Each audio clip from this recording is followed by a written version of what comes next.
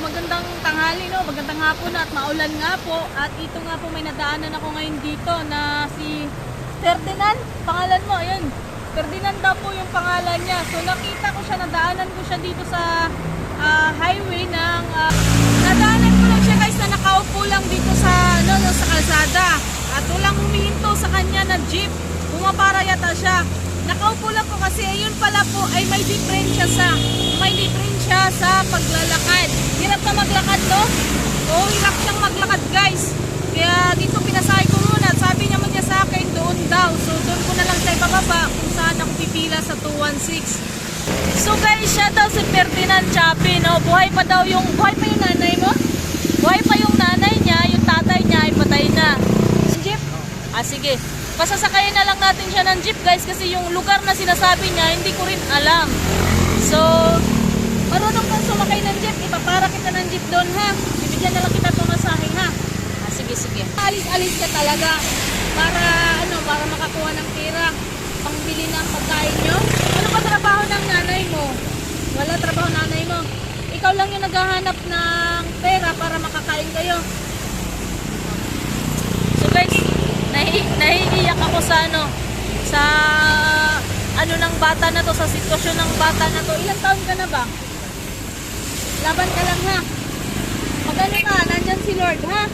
Nandyan si Lord, mag-pray ka lang ni Lord ha. Yun guys. Talaga. So guys, kung makikita nyo tong bata na to, si Ferdinand daw pangalan niya, Ferdinand di ba? Pakiano na lang po guys, no? Huwag niyo pong pagkaitan kahit konting tulong po, no? Mayayabot sa kanya. Kasi guys, kung makikita niyo, ipapakita ko sa inyo, hirap po siyang maglakad talaga. Hirap na maglakad, no? Ano yan? Inborn? Ayun, inborn po guys, inborn. So, ayan, papunta na ako dun sa 216 guys, sa pilahan namin at doon natin siya pasasakay ng jeep. Kasi hindi siya pinapasakay kanina ng jeep, so ako yung magpapara ng jeep para sa kanya. Ipasakay kita ng jeep. Ayan siya guys, ganyan siya maglakad. Ganyan siya maglakad guys.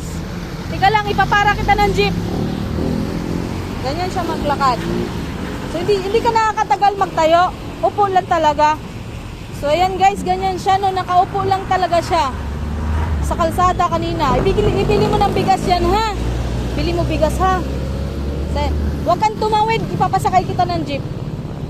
So ganyan siya kanina guys nung nadaanan ko sa kasagsagan ng malakas na ulan. So pumapara siya ng jeep pero hindi siya pinapasakay. Nakakaawa naman. At natapat nadaanan ko siya guys at pinasakay ko na. So hindi ko naman alam yung lugar kung saan siya. Kaya sabi naman niya alam naman daw niya. So ipapara na lang natin siya ng jeep para makapag makauwi sa kanila.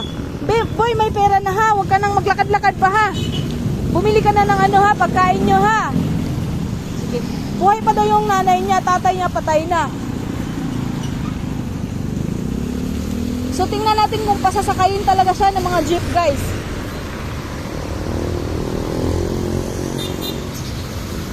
O tingnan nyo guys, ayaw na. So subukan pa rin natin kung mayroong magpapasakay sa kanya ng jeep ngayon.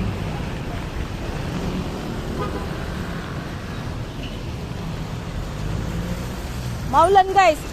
Pasensya na ha. Yan na muna yung bigay ko sa iyo ha. Hati lang tayo.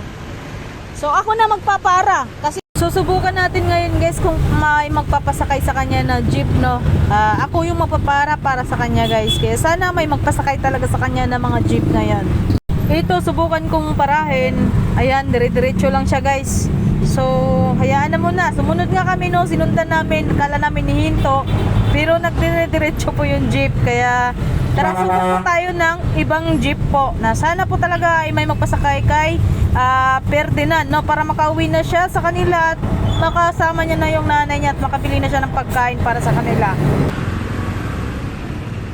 Ayun.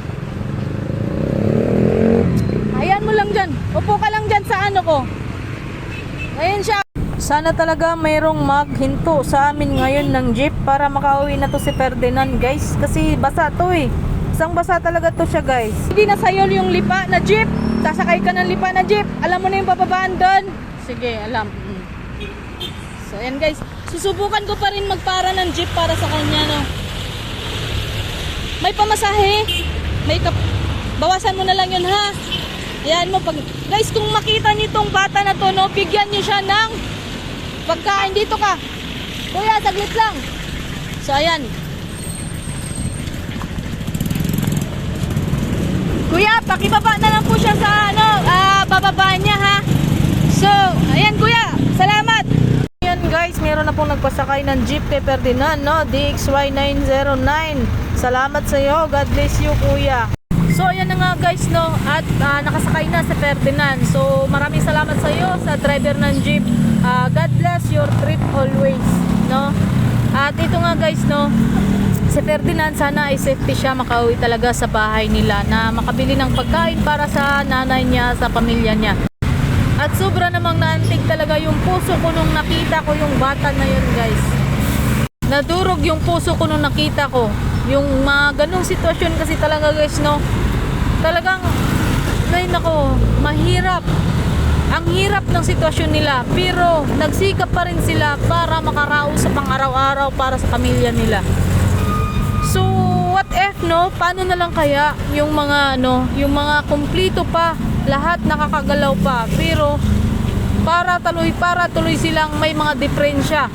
So, wake up na po, no? Wake up na po. Gising na po kayo. Tingnan nyo yung mga may kapansanan, nagsisikap nga sila, di ba?